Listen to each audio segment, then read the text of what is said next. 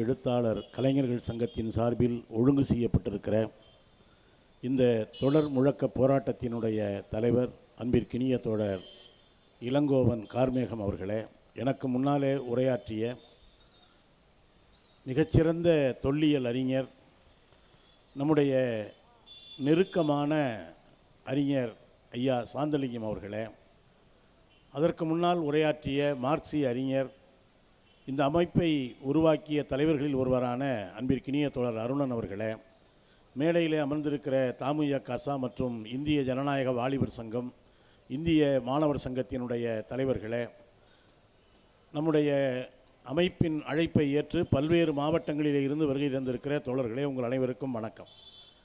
நம்ம எப்போ முடிக்கணுங்கிறத விட மழை தான் முடிவு பண்ணது எப்போ முடிக்கணும் அப்படிங்கிறத. அதனால் தூறல் போட ஆரம்பிச்சிருச்சு.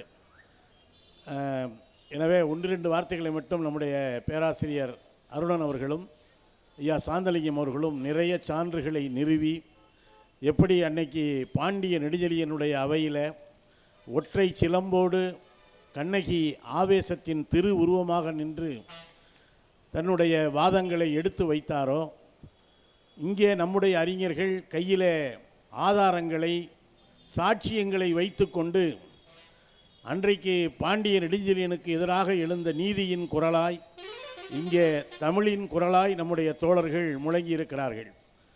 உங்களுக்கெல்லாம் தமுகவினுடைய மாநில குழுவின் சார்பில் நன்றியையும் வாழ்த்துக்களையும் தெரிவித்துக் கொள்கிறேன்.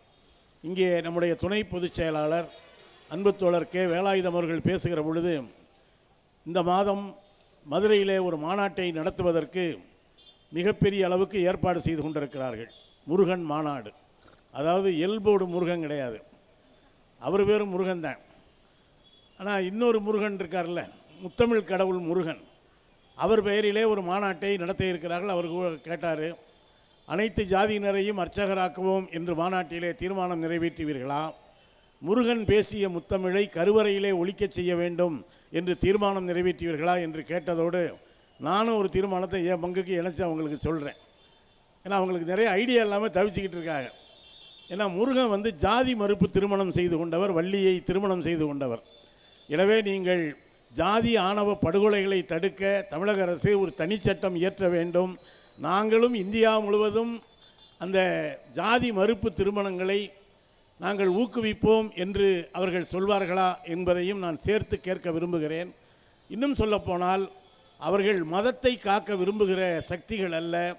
மதம் என்கிற பெயரால் இந்த நாட்டிலே நிலவுகிற ஜாதிய மேலாதிக்கத்தை, ஜாதிய அடுக்கை, ஜாதிய அநீதியைத்தான் அவர்கள் பாதுகாக்க விரும்புகிறார்கள் என்பதை தமிழ்நாடு மறந்துவிடக்கூடாது.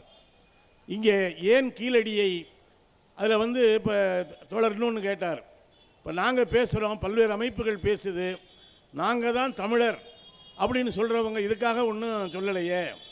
என்னன்னா அவங்க கதை இதை விட பெரிய பெரிய கதையாக இருக்கிறதுனால இப்போ போட்டி நடக்குது.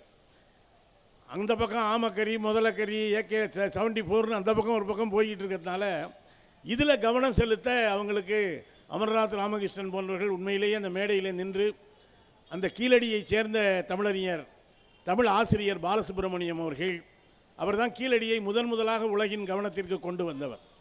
அதன் பிறகு நம்முடைய மரியாதைக்குரிய அமர்நாத் ராமகிருஷ்ணா அவர்கள், இன்றைக்கு நம்முடைய நாடாளுமன்ற உறுப்பினராக இருக்கிற தோழர் வெங்கடேசன் போன்றவர்கள் இதை பொது வெளிக்கு கொண்டு வருவதிலே மிகப்பெரிய முயற்சி எடுத்திருக்கிறார்கள். அதனால தான் இன்றைக்கி கீழடி என்பது தமிழ்நாட்டிலே மட்டுமல்ல, உலகம் முழுவதும் பேசப்படுகிற கீழடி, தமிழனுடைய தாய்மடி என்று சொல்லக்கூடிய அளவுக்கு அந்த பெயர் இன்றைக்கு உலகம் முழுவதும் ஒலிக்கிறது என்று சொன்னால், உண்மையிலேயே அமர்நாத் ராமகிருஷ்ணன் அவர்கள் அந்த ஒன்றிய தொல்லியல் துறையின் சார்பில் அந்த ஆய்வை நடத்தி கொண்டிருந்த பொழுது, நான் ஏன் திருப்பரங்குன்றத்தோடு இதை இணைச்சி சொல்கிறேன்னா, இங்கே இருக்கிற நிறைய பேர் கீழடிக்கு போயிருப்பீங்க. இல்லைன்னா தயவுசெய்து உங்கள் காலடியை கொண்டு போய் ஒரு தடவை கீழடியில் வச்சுட்டு வந்துடுங்க. நம்ம மதுரையில் இருந்துக்கிட்டு கீழடிக்கு போகலைன்னா அது பெரிய தப்பு. நம்முடைய அலட்சியம்தான் அவர்களை இப்படியெல்லாம் பேச வைக்கிறது. கீழடியை பற்றி உன்னுடைய கை வைக்க முடியாது என்று தமிழகம் சினந்திருந்தால், அங்கே உட்கார்ந்து கொண்டு ஷெகாவத் பேசுகிறார். கீழடியினுடைய காலம் என்ன என்பதை அரசியல்வாதிகள் முடிவு செய்ய முடியாது. இவர் ஏதோ மிகப்பெரிய தொல்லியல் அகழ்வாராய்ச்சி நிபுணர் மாதிரியும் இந்த அறிஞர் பேட்டி கொடுக்குறாரு. பக்கத்தில் 2 அறிஞர் உட்கார்ந்துருக்காங்க. யார் தெரியுமா? அந்த பேட்டி கொடுக்கப்பட்ட இடம் பாஜகவின் அலுவலகமான கமலாலயம். அதுதான் இந்திய தொல்லியல் துறையினுடைய தலைமை இடம். இந்த பக்கம் ஆய்வறிஞர் தமிழிசை சவுந்தரராஜன், இந்த பக்கம் ஆய்வறிஞர் நயினார் நாகேந்திரன், ரெண்டு பேரையும் வச்சுக்கிட்டு இதை நீங்கள் முடிவு பண்ண முடியாது, நாங்கள் தான் முடிவு பண்ணுவோங்கிறார். இது குறித்து தமிழிசைக்கு கோபம் இல்லை. எனக்கெல்லாம் கூட ரொம்ப சங்கடமாக இருந்தது. அவங்க அப்பா குமரி அனந்தன் தான் பணவிடைத்தாளை பைந்தமிழில் தருக என்று மணியாடரை தமிழ் தெரிந்தவங்களுக்கு எழுத வேண்டாமான்னு கேட்டு மிகப்பெரிய போராட்டத்தை நடத்தியவர் நம்முடைய மரியாதைக்குரிய குமரி அனந்தன் அவர்கள். ஆனால் அவங்க பக்கத்தில் அவங்க பாட்டுக்கு உட்காந்துருக்காங்க. இன்றைக்கி ஷெகாவத்து சொன்னதை விட கூடுதலாக நாளைக்கு அவங்க பேட்டி கொடுப்பாங்க பாருங்கள். அப்படி டிசைன் பண்ணியிருக்காங்க. பக்கத்தில் எதுக்காக சொல்கிறேன்னா, அந்த கீழடிக்கு அமர்நாத் ராமகிருஷ்ணன் அவர்களோடு நம்முடைய தோழர் வெங்கடேசன் அவர்களோடு சென்ற பொழுது அந்த ஆரம்ப கட்ட பணிகள் நடந்து கொண்டிருந்தது.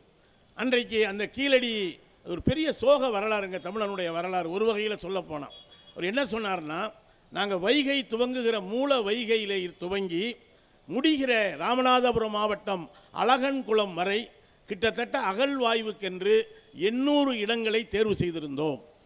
இந்த 800 இடங்களை தோண்டி பார்க்க வேண்டும் என்று நாங்கள் ஒன்றிய தொல்லியல் துறைக்கு அறிக்கை அனுப்பியிருந்தோம். அவர்கள் சொன்னார்கள், முதலில் ஏதாவது ஒரு இடத்திலே நீங்கள் ஆய்வு செய்யுங்கள் என்று சொன்னார்கள். நாங்கள் அதிக சான்றுகள் இருக்கக்கூடிய கீழடியை தேர்வு செய்தோம். ஆனால் இந்த கீழடிக்கு அனுமதி கிடைப்பதற்கு முன்னாலேயே நாங்கள் தேர்வு செய்திருந்த பல இடங்கள் ரியல் எஸ்டேட்டுக்காரர்களால் குடியிருப்புகளாக மாற்றப்பட்டு விட்டது. நாங்களே நினைத்தால் கூட அந்த இடத்திலே உள்ளே புதைந்து கிடக்கிற தமிழனுடைய வரலாற்றை மீண்டும் தோண்டி எடுத்து பார்க்க முடியாது.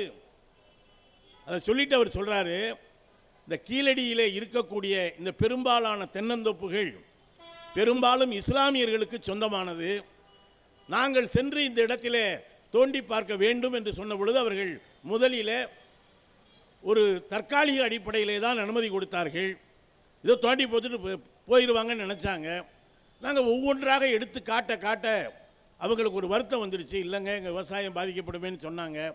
பிறகு நாங்கள் இதனோட வரலாற்று ஆய்வுகளை எல்லாம் சொன்ன பொழுது, எங்கள் விவசாயம் பாதிக்கப்பட்டாலும் பரவாயில்லை, உள்ளே இருக்கிற வரலாறு வெளியே வரட்டும் என்று அவர்களுடைய பெருந்தன்மை தான் இன்றைக்கு கீழடி அகழ்வாய்வுக்கு காரணம் என்று சொன்னார். அவர்களை பார்த்துத்தான் இவர்கள் நீங்கள் சிக்கந்தர் மலையை பற்றி பிரச்சனை கிளப்புறாங்க. இந்த மாதிரி இவங்க ஒருவேளை அந்த இடத்துல ஒரு ஆர்எஸ்எஸ்காரருடைய இடம் இருந்தால் அவங்க அனுமதி கொடுத்துருப்பாங்களா? அதை அவர் சொல்லிட்டு அமர்நாத் ராமகிருஷ்ணா சொன்ன வார்த்தை எனக்கு இன்னமும் நினைவில் இருக்கிறது. அவர் சொன்னார், 50 வருஷத்து தென்னை மரம் தாங்க 2500 வருஷத்து வரலாற்றை காப்பாற்றி இருக்கிறது. இது மட்டும் தென்னந்தோப்பா இல்லாமல் இருந்திருந்தால் இந்த இடமும் நேரம் பிளாட்டு போட்டு விற்றுருப்பாங்கன்னு சொன்னார். இங்கே ஐயா சொன்னார், சிவகலையில் ஒரு முதுமக்கள் தாலிக்குள்ளே ஒரே ஒரு நெல்மணி கண்டுபிடிக்கப்பட்டிருக்கிறது. நண்பர்களே, அன்றைக்கு தொல் தமிழர்களுடைய நம்பிக்கை இறந்தவர்களுக்கு அவர்களுக்கு பிடித்த பொருளை எல்லாம் உள்ளே வைக்கணும். உள்ளே வச்ச மனுஷன் காணாம போயிட்டான். ஒரே ஒரு நெல்மணியை எடுத்து அமெரிக்காவுக்கு ஆய்வுக்கு அனுப்புனா அந்த ஆய்வு சொல்லுது, சிவகலை